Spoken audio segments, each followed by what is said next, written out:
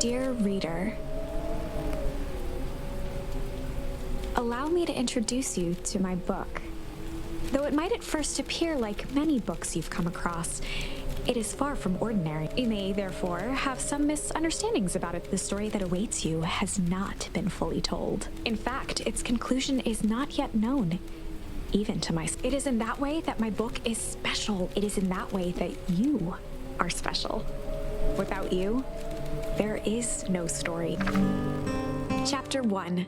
Normal isn't what it used to be. This is a story about change.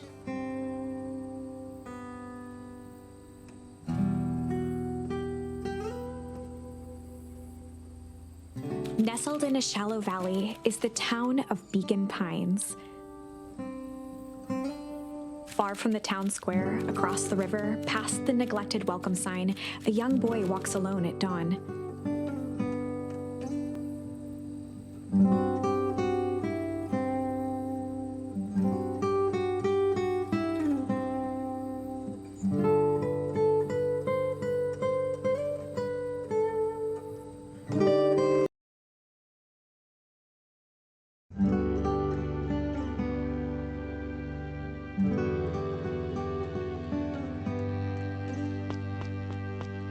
His name is Luca Van Horn, and like you, dear reader, he's here for a reason.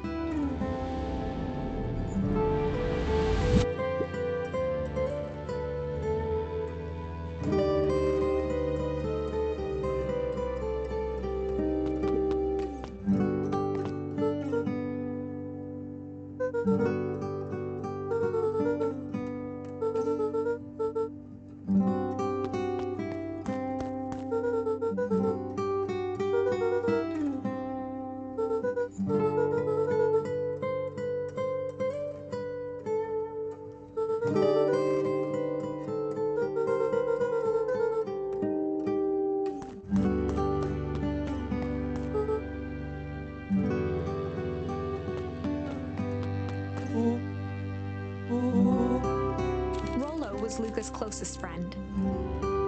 He possessed many fine qualities, but subtlety was not one of them.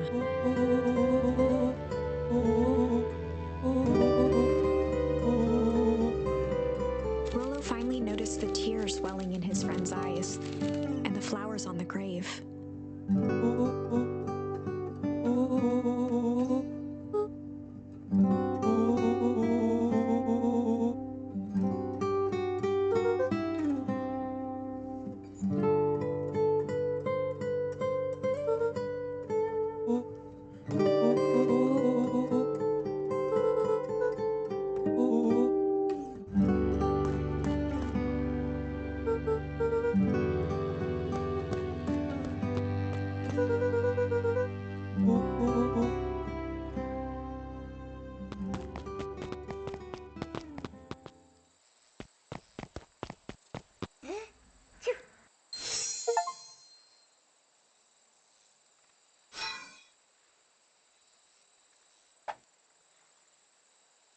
Wonderful! I had a good feeling about you from the moment you opened my book. That charm is a very special thing. Very special indeed. Keep hold of it for now. Its purpose will reveal itself soon enough.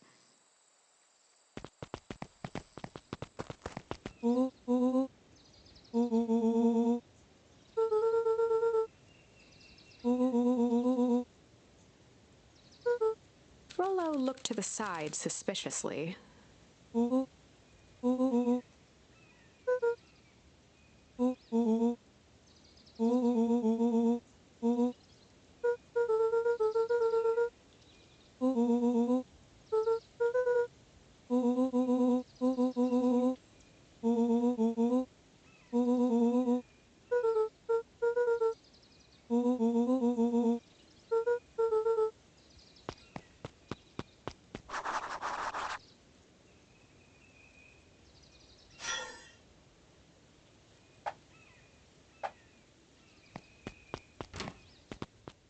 Dear reader, forgive me for this interlude.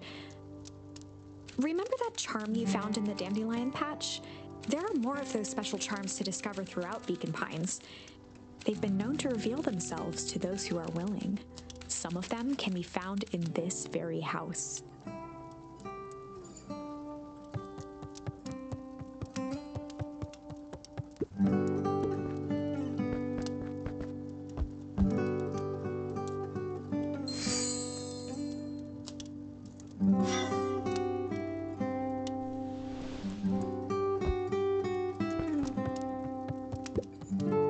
Gran had already lit the fire.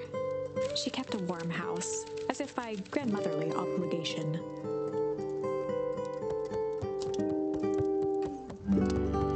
One of his father's old stethoscopes. Luca had spent countless hours listening to anything and everything with it. Not for years, though.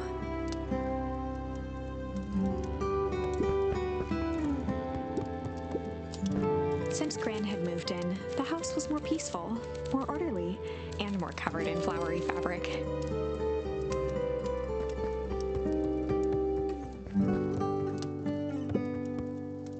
Just some dusty knickknacks.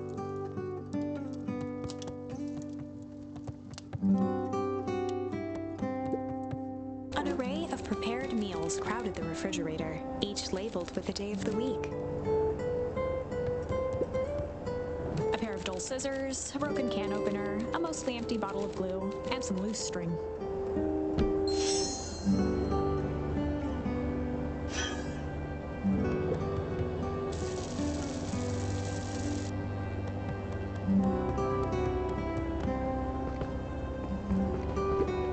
The only piece of furniture Gran had brought when she moved in was an...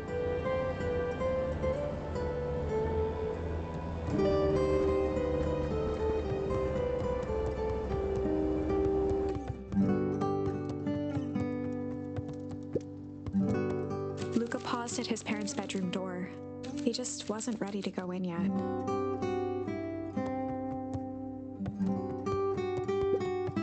Gran had commandeered the upstairs closet when she moved in. Some things need shelter from a young boy's mischief, she said.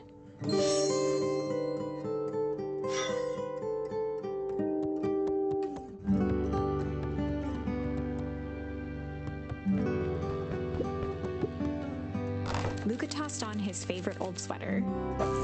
Even though it was the first day of summer, a chill still hung in the air.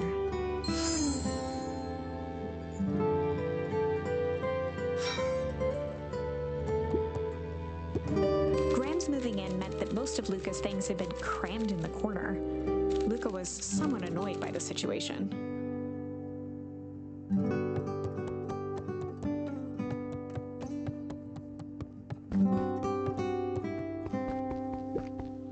Gran's bed was undisturbed. Luca didn't mind that she had a habit of falling asleep in front of the fireplace. It meant that he could read late into the night.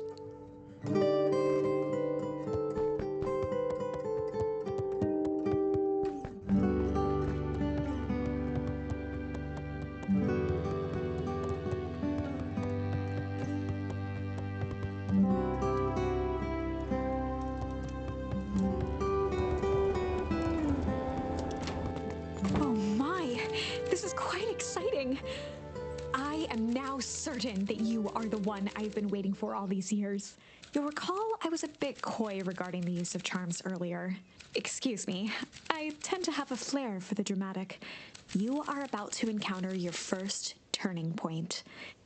There are certain times in this tale when everything hinges on a single word. Step forth, dear reader.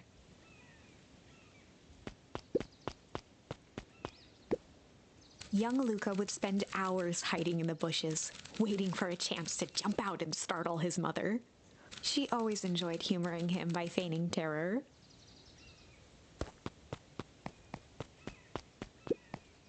A beginner's guide to gardening laid open on the bench.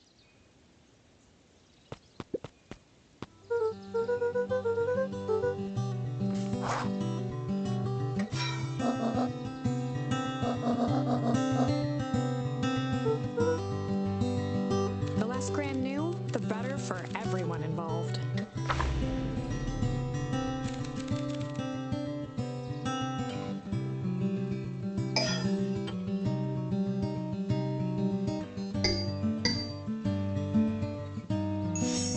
We were just gonna go chill for the day.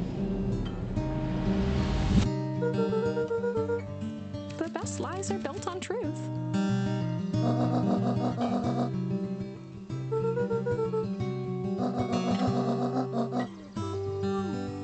Easy.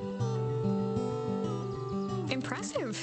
You've managed to navigate your first turning point without too much of a mess. That is the power of charms. A single word can change everything. I think it's time to introduce you to the Chronicle.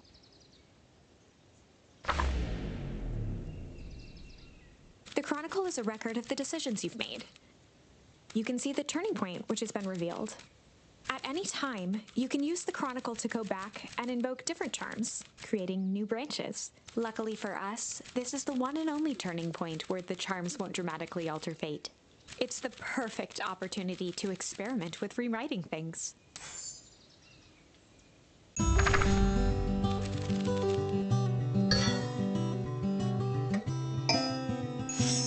We were just gonna go hide for the day. Traditionally, when one is trying to hide something, they avoid literally using the word hide.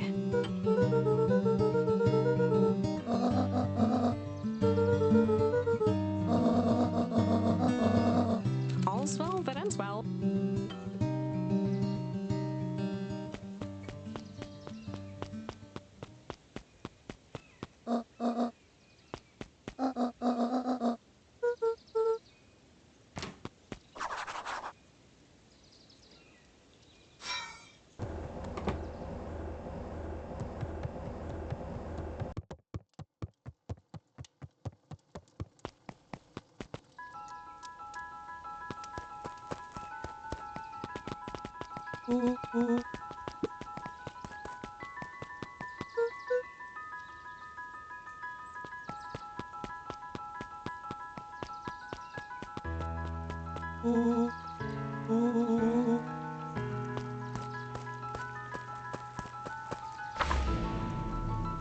Chapter 2.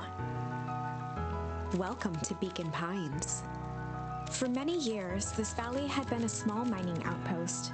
It wasn't until Sharper Valentine built his fertilizer company that Beacon Pines was established. Over the next 30 years, the town had grown and prospered until the foul harvest and his sudden death. In the 6 years since, everyone was simply trying to get by.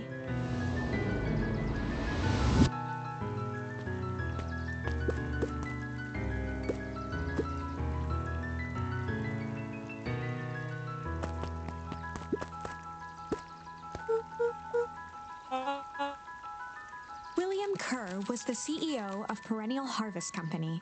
He had become a fixture around town over the past few years. After the failing of Valentine Fertilizer, the town was hungry to welcome a new source of employment.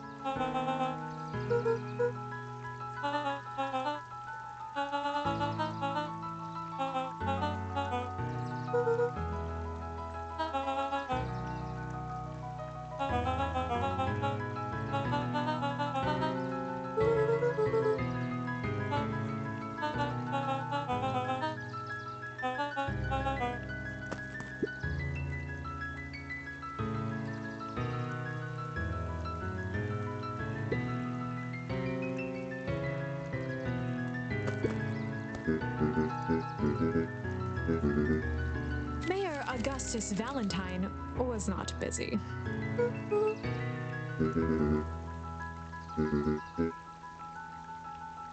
Flustered, Gus instinctively loosened his tie.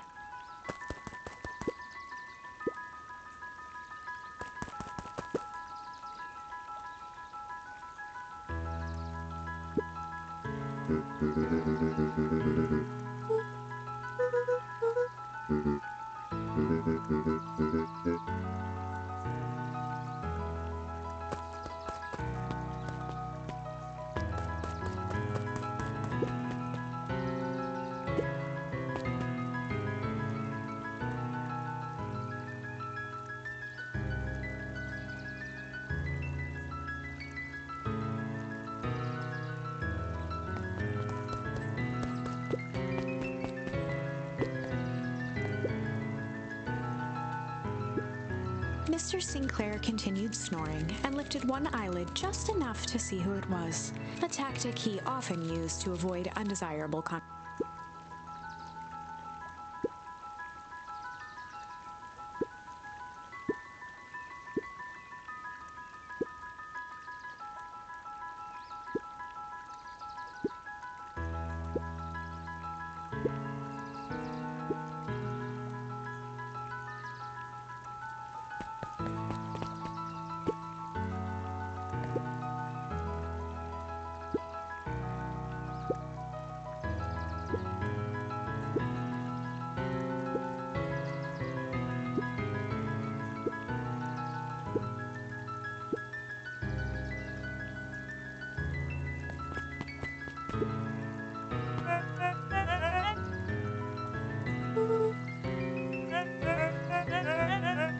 He pulled a pen from the pocket of his sweater vest and began to frantically jot something down on a clipboard.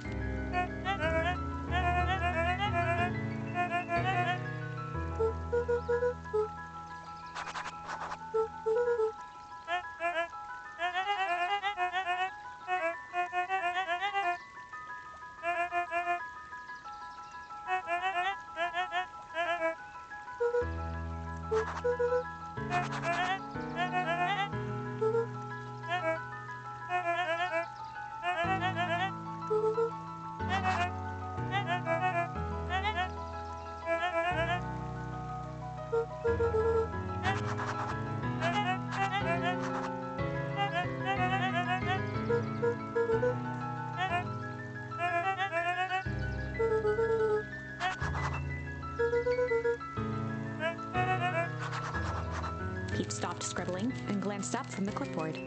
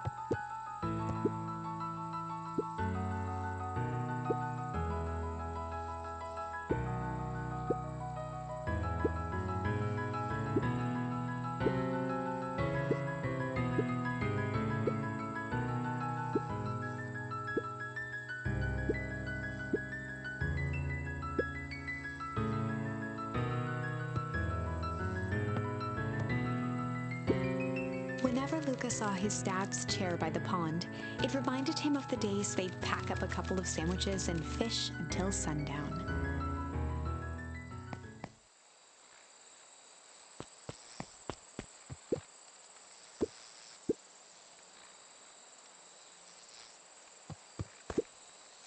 Luca opened the tackle box and picked the perfect bait.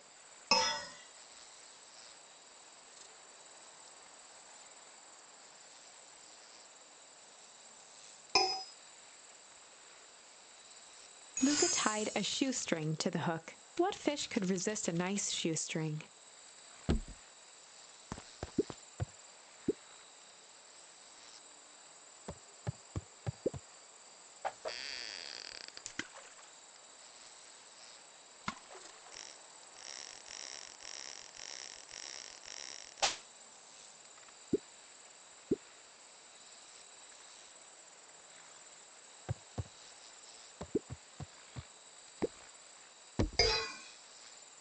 Luca gently baited a feather onto the hook, good for skimming the surface.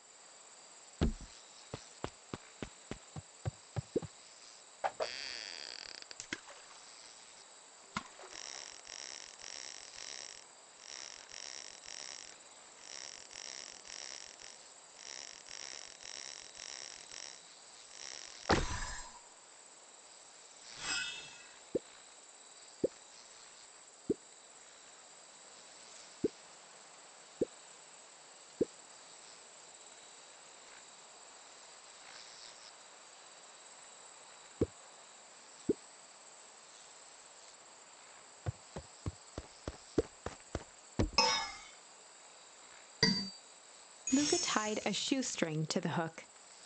What fish could resist a nice shoestring?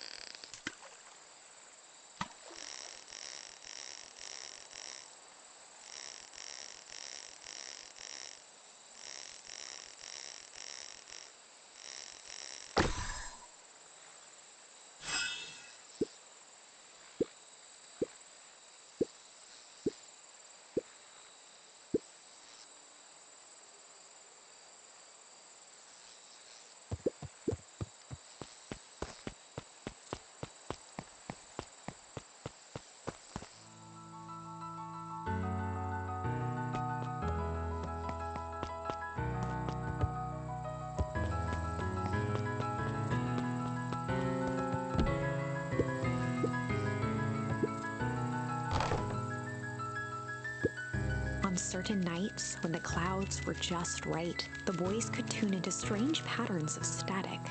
Rollo thinks it's aliens. He always thinks it's aliens.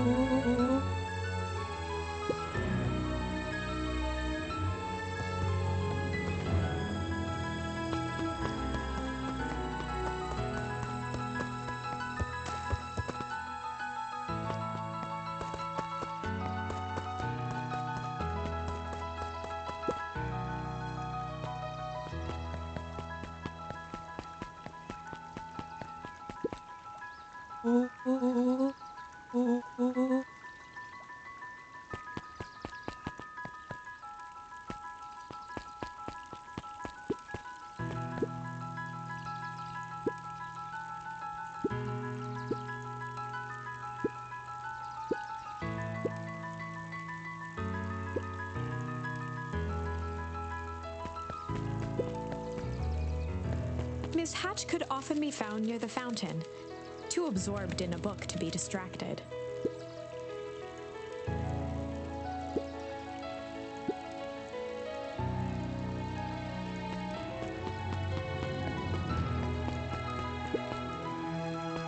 Holden Wilder ran the local paper of record, the Beacon Beacon.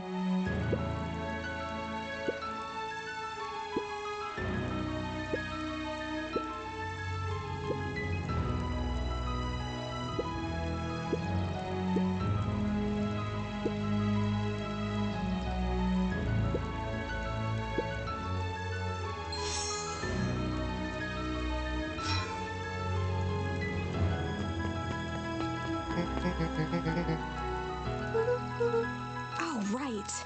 Rendezvous with Roxy. This is an important turning point. The first time where your charms will change the course of fate.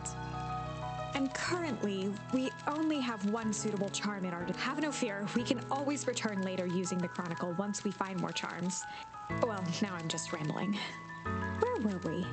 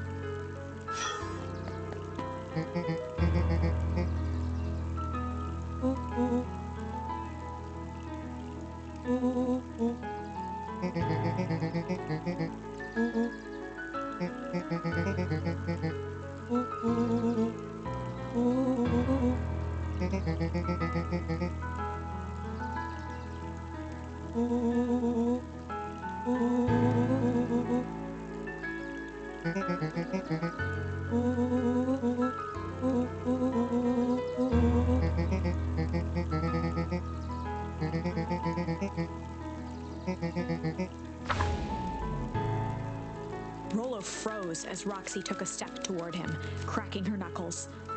Luca knew he had one chance to save his friend from being dragged home.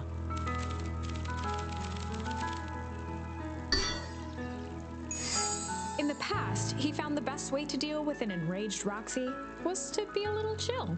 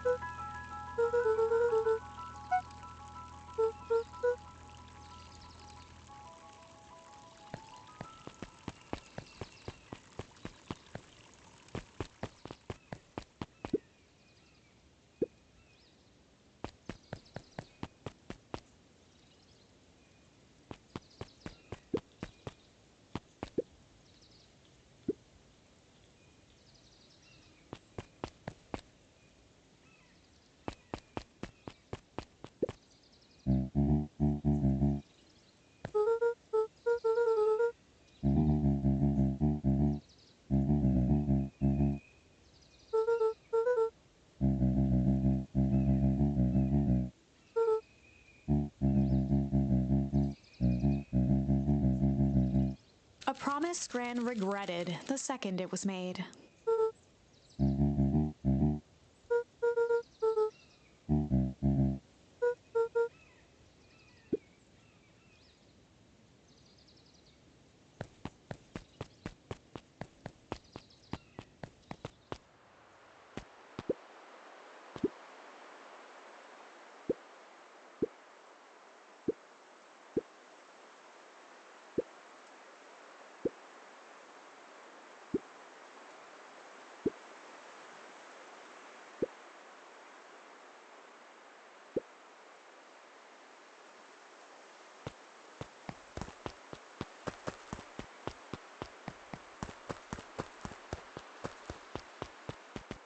The path led into a small hollow at the edge of Weepwood.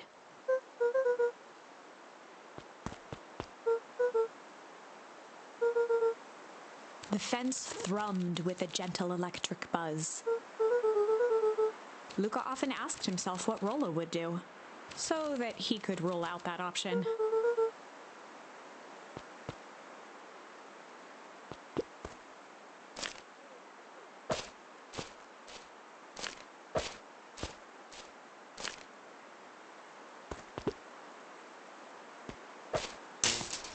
As sparks flew from the fence, the light atop that section shut off. 2 bulbs remained.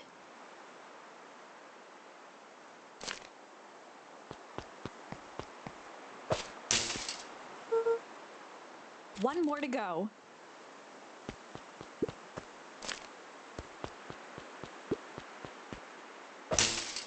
The fence's buzzing gave way to silence. Every kid in town knew the old Valentine Fertilizer building. Long abandoned, the warehouse once served as the industrial heart of Beacon Pines. Now, it stood only as a reminder of things left behind. The dormant building showed strange signs of life. There was only one way to find out.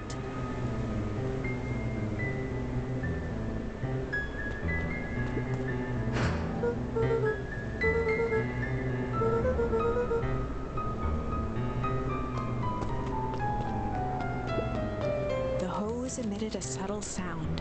It was actively draining some kind of liquid.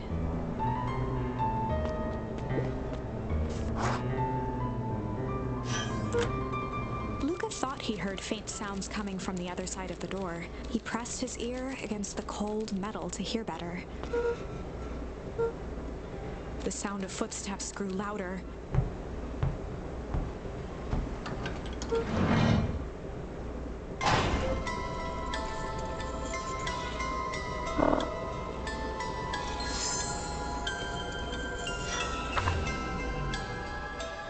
The heavy steel door knocked Luca to the ground. Disoriented, he looked up to see an imposing figure silhouetted in a green glow. It lunged toward him. He tried to scramble away, but felt a gloved hand latch onto his ankle. Luca watched his fingernails leave trails in the dirt as the hand slowly dragged him back through the door, into the lab, into the green light.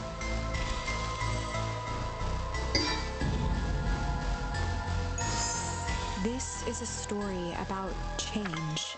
It was far from the sort of change Luca imagined for himself, but change is, after all, a dangerous animal.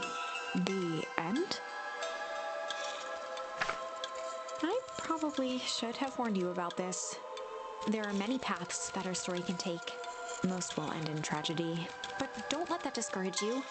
We will find the ending that this story deserves. I just know it. From here on out, a charm will have a check mark when it's been used to its full potential at a given turning point. Now, let's try something different.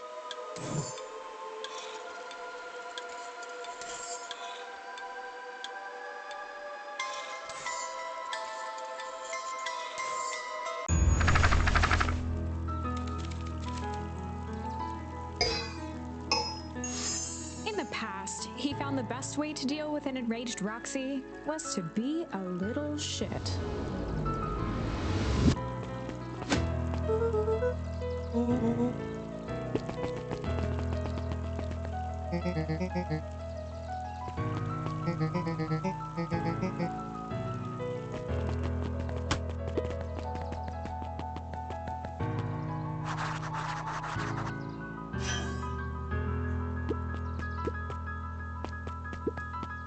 Jeff's hardware closed down about a year ago. The effects of the foul harvest stretched wide.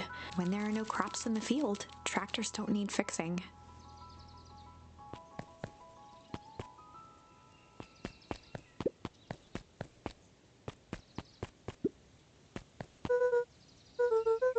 Solomon Valentine, current ward of and future successor to the Valentine fortune, huffed as he brushed off his pants.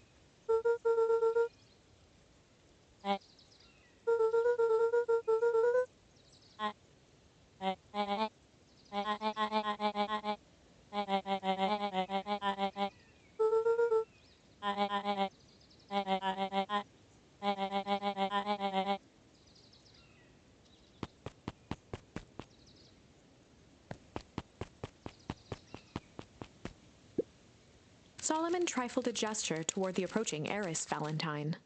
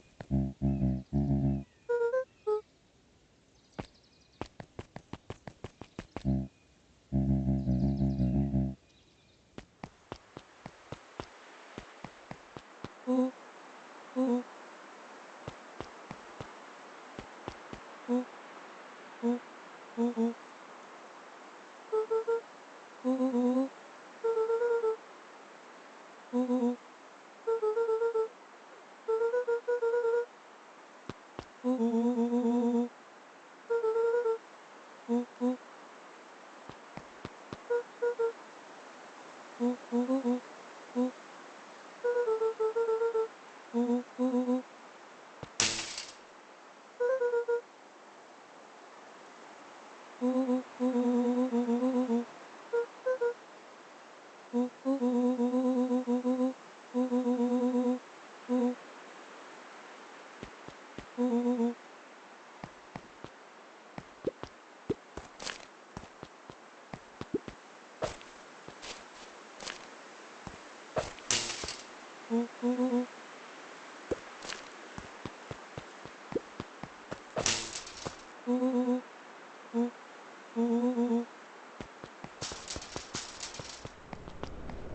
the glowing windows of the old warehouse came into view, Rollo began to bounce excitedly.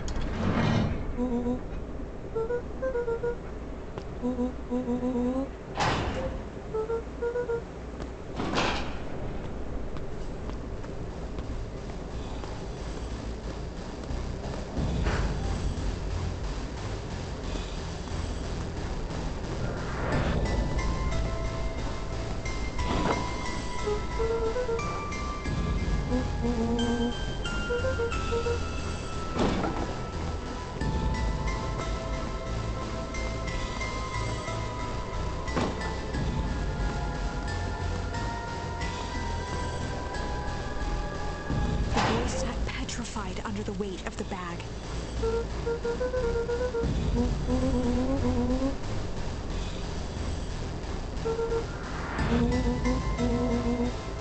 Rollo felt around at the large sack which burdened them. He snapped off a tag from just within a small zipper opening. Rollo held the badge up to a faint shaft of light within the dumpster.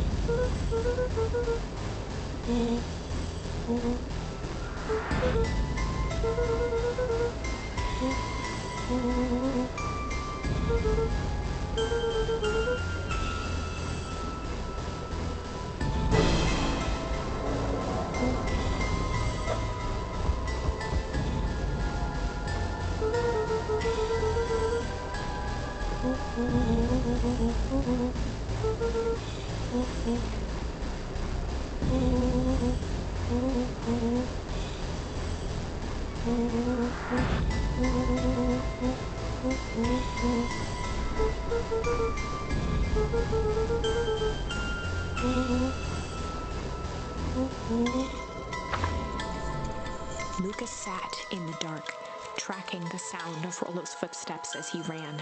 1, 2, 3. He pressed his ear to the dumpster wall, straining to hear Rollo's footsteps as they faded away. 15, 16, 17. He tried not to think about the contents of the dumpster as he counted. 35, 36, 37. The thick stench made it hard to breathe. Screw it, that's long enough. Luca carefully lifted the lid and nothing. No sign of Rollo. No sign of the man in the yellow suit. Time to haul ass. Luca clambered from the dumpster, stumbling to his knees. He was up like a shot and running, sprinting toward home as fast as he could. Beacon Pines flew by, blurred by the tears that welled up in his eyes. He wouldn't remember getting home at all that night. Throwing his front door open, storming up the stairs to his room and surrendering to sleep almost as abruptly as he hit his pillow. Chapter 3.